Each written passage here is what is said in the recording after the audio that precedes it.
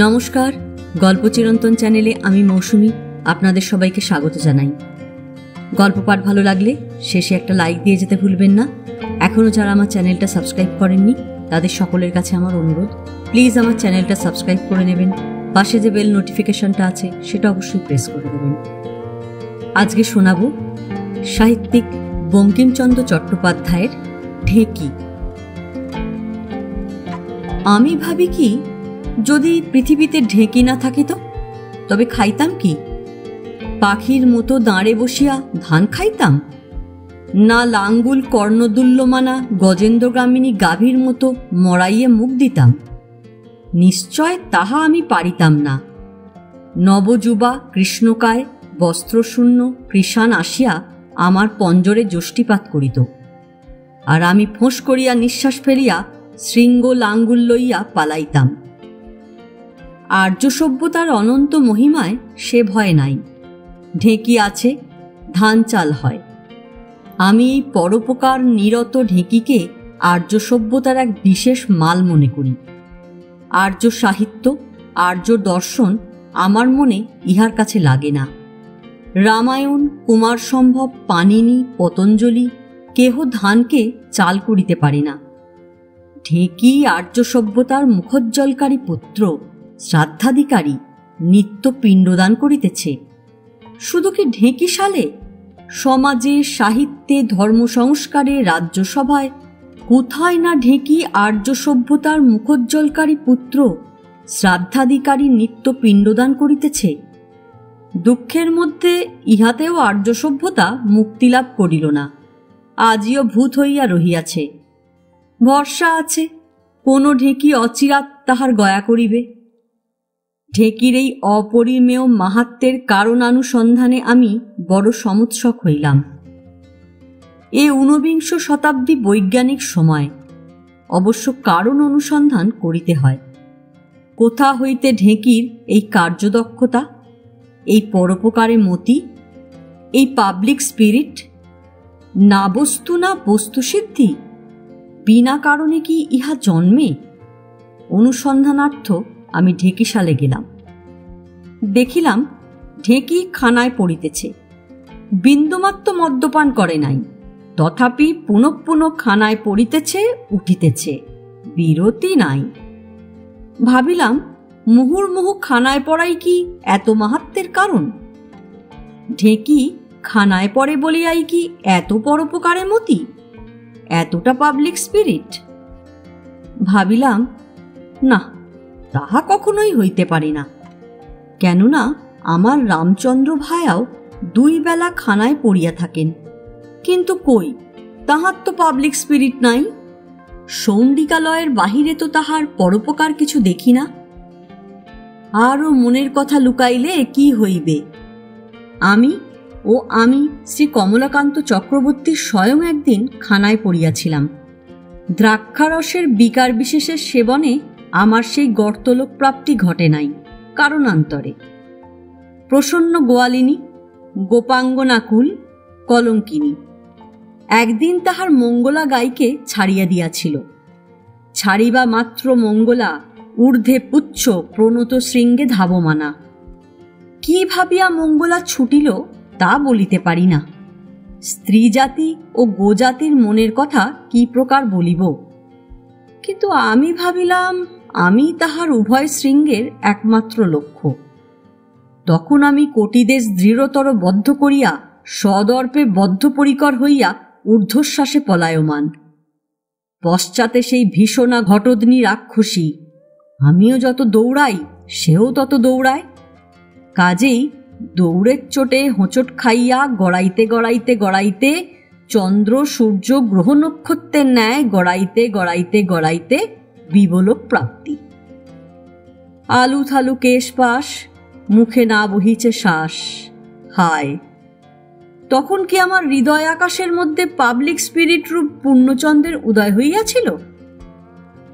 না হইয়াছিল এমন নহে। তখন আমি সিদ্ধান্ত করিয়াছিলাম যে বসুন্ধরা যদি গোশূন্য হয়েন, আর নারিকেল, তাল, খর্জুর প্রভৃতি বৃক্ষ হইতে দুগ্ধ নিঃসরণ হয়, তবেই দুগ্ধপোষ্য বাঙালি জাতির বিশেষ উপকার হয়। তাহারা শৃঙ্গভীতি শূন্য হইয়া দুগ্ধপান করিতে থাকে। সেদিন সেই বিবর প্রাপ্তি হেতু আমার পরহিত কামনা এতদূর প্রবল হইয়াছিল যে আমি প্রসন্নকে সময়ান্তরে বলিয়াছিলাম, ওই দধি দুগ্ধ ক্ষীর নবনীত পরিবেষ্টিতা গোপকন্যে তুমি গরুগুলি বিক্রয় করিয়া স্বয়ং লাউ ভুসি খাইতে থাকো।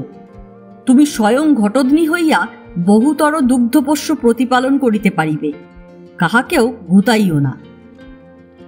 প্রত্যুত্তরে প্রসন্ন হঠাৎ সন্মার্জনী হস্তে গ্রহণ করায় সেদিন আমাকে পরহিত ব্রত পরিত্যাগ করিতে হইয়াছিল। অতএব পরহিতেচ্ছা, দেশবাৎসল্য, সাধারণ আত্মা অর্থাৎ পাবলিক স্পিরিট, বিশেষত কার্যদক্ষতা, এ সকল খানায় পড়িলে হয় কি না? যদি না হয় তবে ঢেঁকিরে কার্যদক্ষতা এ মহাবল কোথা হইতে আসিল? আমি এই কূটতর্কের মীমাংসার জন্য সন্দিহান চিত্তে ভাবিতেছিলাম। এমতো সময় মধুর কণ্ঠেকে বলিল, চক্রবর্তী মহাশয়, হাঁ করিয়া কি ভাবিতেছ?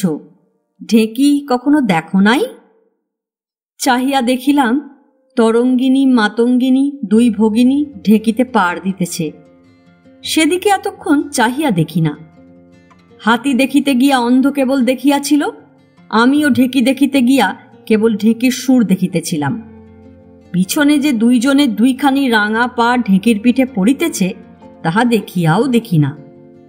দেখিবা মাত্র যেন কে আমার চোখের ঠুলি খুলিয়া লইল। আমার দিব্য জ্ঞানের উদয় হইল। কার্যকারণ সম্বন্ধে পরম্পরা আমার চক্ষে প্রখর সূর্যকিরণ প্রভাবিত হইল। ওই তো ঢেঁকির বল, ওই তো ঢেঁকির মাহাত্ম্যের মূল কারণ, ওই রমণী পাদপদ্ম। ধপাধপ পাদপদ্ম পিঠে পড়িতেছে আর ঢেঁকি ধান ভাঙিয়া চাল করিতেছে। উঠিয়া পড়িয়া ঢক ঢক কচকচ কত পরোপকারী করিতেছে। হায় ঢেঁকি, ও পায়ের কি এত গুণ! পিঠে পাইয়া তুমি এই 7 কোটি বাঙালিকে অন্ন দিতেছ, তার উপর আবার দেবতার ভোগ দিতেছ। এসো মেয়ে মানুষের শ্রীচরণ, তুমি ভালো করিয়া ঢেঁকির পিঠে পড়ো। আমি কৃতজ্ঞতা পাশে বদ্ধ হইয়া তোমায়, হায় কি করিব, কাঁসার মল পড়াই। আর ভাই ঢেঁকির দল, তোমাদের বিদ্যা বুদ্ধি বুঝিয়াছি।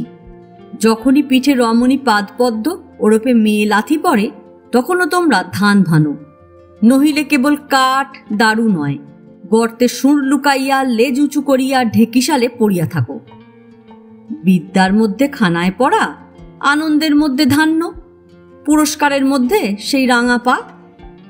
আবার শুনিতে পাই তোমাদের একটি বিশেষ গুণ নাকি আছে, ঘরে থাকিয়া নাকি মধ্যে মধ্যে কুমির হও। আর ভাই ঢেঁকি, আর একটা কথা জিজ্ঞাসা করি, মধ্যে মধ্যে স্বর্গে যাওয়া হয় শুনিয়াছি, সত্য সত্যই কি সেখানে গিয়াও ধান ভানিতে হয়? দেবতারা সকলে অমৃত খায়, পারিজাত লোপে, অপ্সরা লইয়া ক্রীড়া করে, মেঘে চড়ে, বিদ্যুৎ ধরে, রতি রতিপতির সঙ্গে লুকোচুরি খেলে। তুমি নাকি ততক্ষণ কেবল ঘেচর ঘেচর করিয়া ধান ভানো। ধন্য সাধ্য ভাই তোমার। ঢেঁকি কোনো উত্তর দিল না, কেবলই ধান ভানে। রাগ গড়িয়া সেখান হইতে চলিয়া গেলাম একেবারে কমলাশ্রমে। কমলাশ্রমটা কি? ননীবাবু সম্প্রতি ধান ভানিতে গিয়াছেন। নিপ্রত্যাশী নাপিতানি একখানা ভাঙা চালাঘর রাখিয়া উত্তরাধিকারী বিরহিতা হইয়া স্বর্গারোহণ করিয়াছে। ঘরখানির এমনি অবস্থা যে আর কেহ তাহার কল্পনা করিল না। সুতরাং আমি তাহাতে কমলাশ্রম করিয়াছি। কেবল কমলাকান্তের আশ্রম নহে, সাক্ষাৎ কমলার আশ্রম। আমি সেইখানে 4 পায়ের ওপর পড়িয়া আফিং চড়াইলাম। তখন চক্ষু বুঝিয়া আসিল, জ্ঞান নেত্র উদয় হইল। দেখিলাম এ সংসার কেবল ঢেঁকিশাল। বড় বড় ইমারত, বৈঠকখানা, রাজপুরী সব ঢেঁকিশালা। তাহাতে বড় বড় ঢেঁকি গড়ে নাক পুড়িয়া খাড়া হইয়া রহিয়াছে। কোথাও জমিদার রূপ ঢেঁকি প্রজাদিগের হৃৎপিণ্ড গড়ে পিষিয়া নূতন নিরিখ রূপ চাউল বাইর করিয়া সুখে সিদ্ধ করিয়া অন্নভোজন করিতেছেন। কোথাও আইনকারক ঢেকি মিনিট রিপোর্টের রাশি গড়ে পিষিয়া ভানিয়া বাহির করিতেছেন আইন। বিচারক ঢেকি সেই আইনগুলি গড়ে পিষিয়া বাহির করিতেছেন দারিদ্র, কারাবাস, ধনীর ধনান্ত, ভালো মানুষের দেহান্ত। বাবু ঢেকি বোতল গড়ে পিতৃধন পিষিয়া বাহির করিতেছেন পিলে যকৃৎ। তার গৃহিণী ঢেকি একাদশী গড়ে বাজার খরচ পিষিয়া বাহির করিতেছেন অনাহার। সর্বাপেক্ষা ভয়ানক দেখিলাম লেখক ঢেকি, সাক্ষাৎ মা সরস্বতীর মুন্ড ছাপার গড়ে পিষিয়া বাহির করিতেছেন স্কুল বুক। দেখিতে দেখিতে দেখিলাম আমিও একটা মস্ত ঢেকি, কমলাশ্রমে লম্বমান হইয়া পড়িয়া আছি। নেশার গড়ে মনের দুঃখ ধান্য পিষিয়া দপ্তর চাউল বাহির করিতেছি। মনে মনে অহংকার জন্মিল, এমন চাউল তো কাহারও গড়ে হইতেছে না। তখন ইচ্ছা হইল, এ চাউল মনুষ্য লোকের উপযুক্ত নহে, আমি স্বর্গে গিয়া ধান ভানিব। তখনই স্বর্গে গেলাম অশ্বমনোরথে।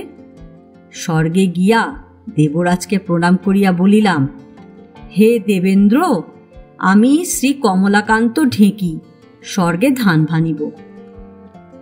দেবেন্দ্র বলিলেন, আপত্তি কি? পুরস্কার চাই কি? আমি, উর্বশী, মেনকা, রম্ভা। দেবরাজ, উর্বশী মেনকা পাইবে না, আর যাহা চাহিলে তাহা তো মর্তলোকেও তুমি পাইয়া থাকো 8টার হিসাবে। আমি দুর্মুখ, বলিলাম, কি ঠাকুর, অষ্টরম্ভা? সে কি আজকাল নরলোকে পাবার জো আছে? সে আজকাল দেবতাদেরই এক চেটে। সন্তুষ্ট হইয়া দেবরাজ আমাকে বকশিশ হুকুম করিলেন 1 সের অমৃত আর 1 ঘণ্টার জন্য উর্বশীর সঙ্গীত।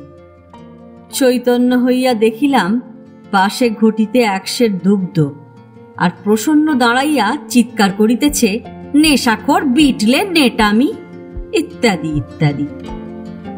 আমি উর্বশীকে বলিলাম, বাইজি, 1 ঘণ্টা হইয়াছে, এখন বন্ধ করো। এ গল্প এখানে শেষ। গল্প পাঠ ভালো লাগলে লাইক, শেয়ার, কমেন্টস করতে ভুলবেন না। আজকের মতো নমস্কার।